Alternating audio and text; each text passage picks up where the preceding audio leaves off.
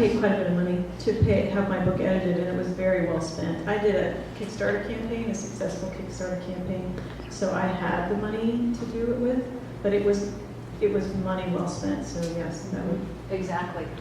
Yes.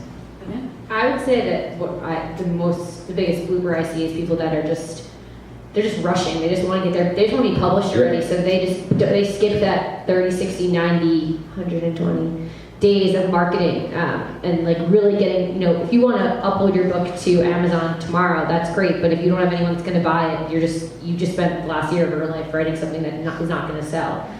So I think, making sure you have a marketing plan, making sure you know who your readers are, making sure you have bloggers, people that, maybe already have an audience that are filled with your readers that will write, maybe do a Q&A with you, maybe they'll let you guest post and you're able to backlink your book, things like that. But even before you're published, you need to start doing all of that research. You need to start coming up with all these steps. And that's what we educate everyone, even if they're going to do a crowdfunding campaign or a pre-order campaign with us. We say, before you launch, and even if they launch, I always say, use our launch pad, which is like our coming soon area. I was like, and take these 30 days to really put some of these tools in place that we give them. I mean, we don't do the marketing for them, but we give them, 10, 20 ideas that they can execute so they're ahead of the game, so they're as successful as possible. And if, you still launch and you still, don't sell any books or you don't make any money, maybe it's time to kind of take more time because you don't want to just put it up there without a plan, essentially. There you go. Interesting. Yeah, I mean, I agree. It's the rush, and that's the number one, with the exception of editing,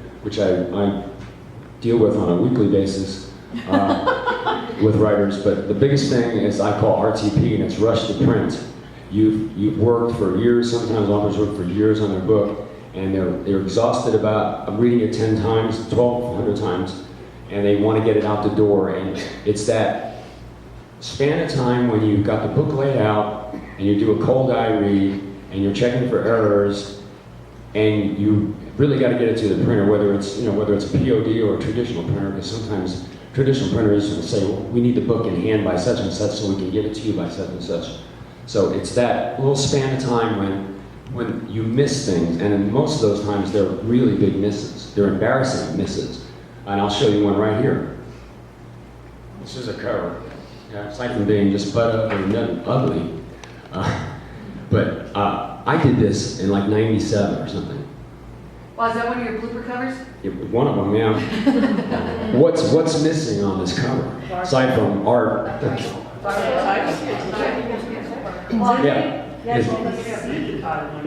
There's no barcode. Yeah. There's no barcode.